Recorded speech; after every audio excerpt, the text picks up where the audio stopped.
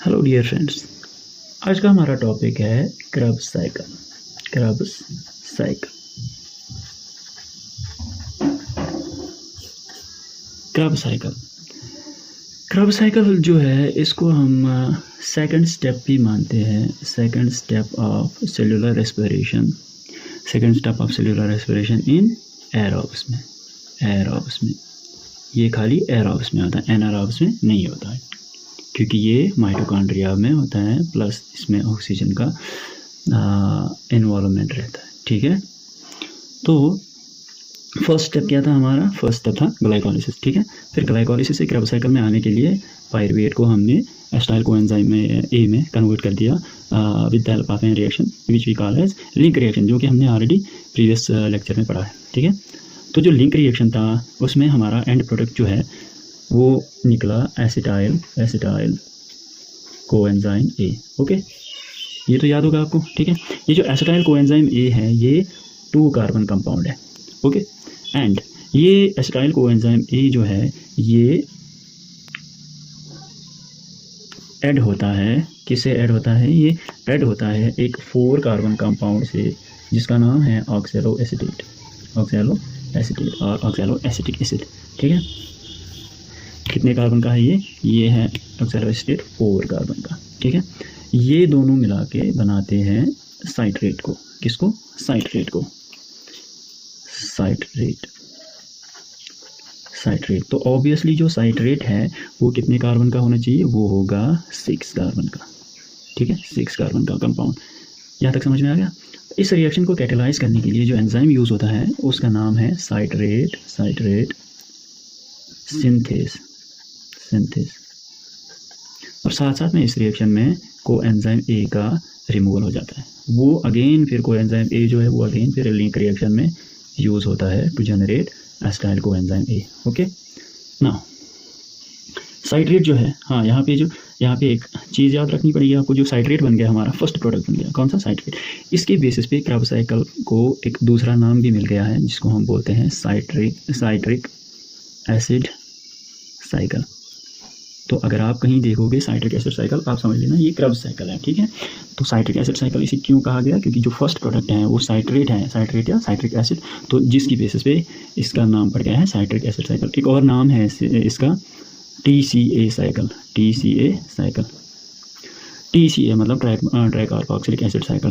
Tricarboxylic acid means क्या होता है कि ये जो साइट्रेट है, ये जो फर्स्ट प्रोडक्ट हमारा बन गया, इसमें 3 डिफरेंट ग्रुप्स होते हैं। किसके? 3 डिफरेंट ग्रुप्स होते हैं कार्बोक्सिलिक ग्रुप के। तो इस बेसिस पे इसका दूसरा नाम पड़ गया, ए साइकिल का दूसरा नाम पड़ गया है TCA cycle, tricarboxylic acid cycle. Okay, यहाँ तक क्लियर है? Now moving on to the next step. ये जो साइट्रेट है ये नेक्स्ट स्टेप में अपने एक आइसोमेरिक फॉर्म में कन्वर्ट होता है जिसका नाम है आइसोसाइट्रेट। आइसोमेरिक फॉर्म मीन्स कि आइसोमर्स कौन से कंपाउंड्स होते हैं? आइसोमर्स वो होते हैं जिनका मॉलिक्यूलर फार्मूला सेम है, अलबत्ता जिनके स्ट्रक्चर डिफरेंट होते हैं। ओके, तो ये कैसे होता है? यहाँ पे वाटर का रिमूवल हो जाता है। वाटर के रिमूवल हो जाने से साइट्रेट जो है आइसोसाइट्रेट में कन्वर्ट होता है। और यहाँ पे जो एंजाइम यूज़ होता है उसका नाम है एकोनेटेस। ओके, यहाँ तक क्लियर है? Moving on to the next step में बात करेंगे हम। आइसोसाइट्रेट जो है वो कन्वर्ट होता है इनटू 5 कार्बन कंपाउंड। ये क्या था? ये था 6 कार्बन कंपाउंड। अब ये जो है ये एक 5 कार्बन कंपाउंड में कन्वर्ट होगा जिसका नाम है अल्फा कीटो गुल्टारेट जो है वो है 5 कार्बन कंपाउंड। Okay, clear? ना 5 carbon compound means 6 carbon compound वाला 5 कार्बन कंपाउंड में कन्वर्ट हो गया। इसका मतलब कि कहीं ना कहीं एक कार्बन का रिमूवल हो गया, तो वो होता है in the form of carbon dioxide. Okay, और यहाँ इस रिएक्शन को हम बोलते हैं कि ये डिहाइड्रोजनेशन है। डिहाइड्रोजनेशन का मतलब है हाइड्रोजन का रिमूवल हो जाना। जो हाइड्रोजन यहाँ से रिमूव होता है वो ऐड होगा NAD+ पे, तो ये बनाएगा हमारा NADH। ओके, नाउ इस रिएक्शन को परफॉर्म करने के लिए जो एंजाइम है वो है आइसोसाइट्रेट। मैं यहाँ पे शॉर्ट में लिखूँगा आइसोसाइट्रेट डिहाइड्रोजनेस। ओके, यहाँ तक क्लियर है? Now moving on to the next step की बात करेंगे। तो ये अल्फा कीटोगुल्टारेट जो है ये अब बनाता है एक 4 कार्बन कंपाउंड जिसका नाम है सक्सिनाइल सक्सिनाइल कोए क्या बताया मैंने कि 4 कार्बन कंपाउंड है, 4 कार्बन कंपाउंड। इसका मतलब अगेन एक कार्बन रिमूव होता होगा इस स्टेप में, हाँ वो होता है in the form of carbon dioxide again. और यहाँ पे भी डिहाइड्रोजनेशन होता है। डिहाइड्रोजनेशन की वजह से क्या होता है कि अगेन NAD जो है NAD प्लस कन्वर्ट होता है NADH में। ओके, नाउ अगेन इस रिएक्शन को कैटेलाइज करने के लिए हमारे पास जो एंजाइम है वो है अल्फा कीटोगुल्टारेट। ये मैं शॉर्ट में लिखूंगा यहाँ पे, अल्फा कीटोगुल्टारेट डिहाइड्रोजनेस, अगेन डिहाइड्रोजनेस क्योंकि डिहाइड्रोजनेशन होता है, ठीक है, डिहाइड्रोजनेस ये एंजाइम है। ओके, नाउ ये जो सक्सिनाइल कोएंजाइम ए है, सक्सिनाइल कोएंजाइम ए, ये फर्दर कन्वर्ट होगा अब एक और 4 कार्बन कंपाउंड में जिसको हम बोलते हैं सक्सिनेट।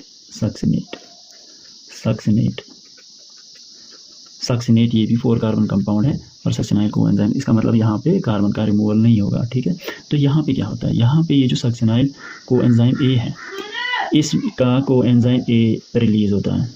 ओके, और साथ में ये रिलीज़ होने से क्या होती है, यहाँ पे एनर्जी जो है वो रिलीज़ होती है, वो एनर्जी यूज़ होती है जीडीपी को जीटीपी में कन्वर्ट करने के लिए। तो हम ये कह सकते हैं कि यहाँ पे जो ये हमारा फर्स्ट स्टेप है जहाँ पे हमारा एनर्जी का प्रोडक्शन होता है, ठीक है, एनर्जी का प्रोडक्शन हो गया लेकिन जीटीपी के फॉर्म में। ये जीटीपी जो है, ये जीटीपी इजीली कन्वर्ट हो सकता है इनटू क्या, किसमें, ये हो सकता है, ये अपना फॉस्फेट जो है, अपना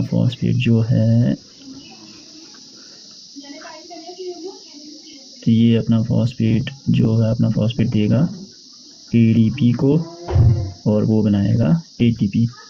इसमें यहाँ पे हमारे पास एक एंजाइम का इन्वॉल्वमेंट रहेगा ये वाली रिएक्शन को कैटेलाइज करने के लिए, GTP से ATP बनने के लिए एक एंजाइम का यूज़ होता है। वो एंजाइम का नाम है मैं यहाँ पे लिख रहा हूँ न्यूक्लियोसाइड डाइफॉस्फेट काइनेस। तो ये जो न्यूक्लियोसाइड डाइफॉस्फेट काइनेस है ये GTP का ATP में कन्वर्जन कराता है, या वैसे वर्सा ATP का GTP में कन्वर्जन कराएगा। ओके, नाउ सक्सिनेट पे आ गए हम लोग। और हाँ, ये रिएक्शन को कैटेलाइज करने के लिए हमारे पास जो एंजाइम यूज़ होगा वो होगा succinyl coenzyme A synthetase. Clear? Now इसके बाद क्या होता है, इसके बाद फिर से ये जो हमारा सक्सिनेट है, सक्सिनेट का अगेन डिहाइड्रोजनेशन होता है। डिहाइड्रोजनेशन होने के बाद ये कन्वर्ट होता है इनटू फ्यूमारेट, इसमें फ्यूमारेट। लेकिन यहाँ पे जो हाइड्रोजन एक्सेप्टर है वो NAD नहीं बल्कि यहाँ पे FAD है, FAD, और ये बनाता है FADH2। Okay, FADH2। और यहाँ पे जो एंजाइम यूज़ होता है वो है सक्सिनिक डिहाइड्रोजनेस। ओके, यहाँ तक क्लियर है। नाउ इसके बाद जो फ्यूमरेट कन्वर्ट होता है इनटू मैलेट में। किसमें? मैलेट में, MALAT, मैलेट में। कैसे कन्वर्ट होगा, किस रिएक्शन से? बस एक वाटर मॉलिक्यूल के एडिशन से with the help of an enzyme fumarate.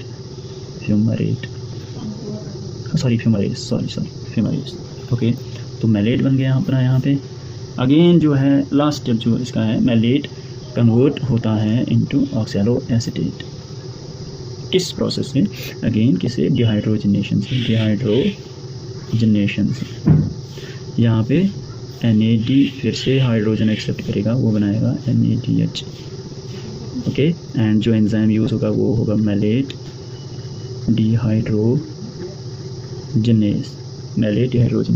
और फिर ऑक्सैलोएसीटेट जो है वो अगेन फिर से उस प्रोसेस में एक साइकिल के रूप में फिर से एंटर करेगा और ये साइकिल ऐसे ही चलता रहेगा। अब यहाँ पे हमें क्या क्या मिल गया, ठीक है। अब यहाँ पे अगर देखेंगे पहले स्टेप्स को देखेंगे। पहला स्टेप है एसिटाइल कोएंजाइम ए इंटरेक्ट हो गया ऑक्सैलोएसीटेट से तो ये बनाया साइट्रेट 6 कार्बन कंपाउंड, जिसकी बेसिस पे इसके दो और नाम है, क्रेबोसाइकिल के दो और नाम है, साइट्रिक एसिड साइकिल या TCA साइकिल।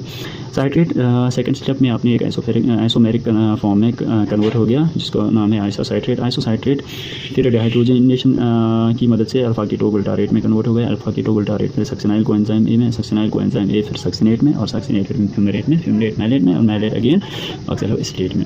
तो यहाँ पे अगर हम देखेंगे कि कितने NAD बन गए हमारे यहाँ पे, NAD की बात करेंगे। देखिए फर्स्ट NADH यहाँ पे, ओके, सेकंड NADH यहाँ पे, okay, very good. Then third NADH यहाँ पे। हम बोलेंगे कि 3 NADH, okay, 1 FADH2 plus 1 ATP, okay. मतलब ये हो गया कहाँ, जब एक एसिटाइल कोएंजाइम ए एंटर करेगा कार्बोसाइकिल में। लेकिन हमने देखा है कि ग्लाइकोलाइसिस में ग्लूकोज से 2 पायरुवेट बनते हैं, 2 पायरुवेट से फिर क्या बनेंगे, 2 एसिटाइल कोएंजाइम ए बनेंगे। तो इसका मतलब है हमारे पास 6 NADH होने चाहिए, 2 FADH2 and 2 molecules of ATP। Clear है? आई होप कि आपको ये समझ में आ गया होगा। Thank you.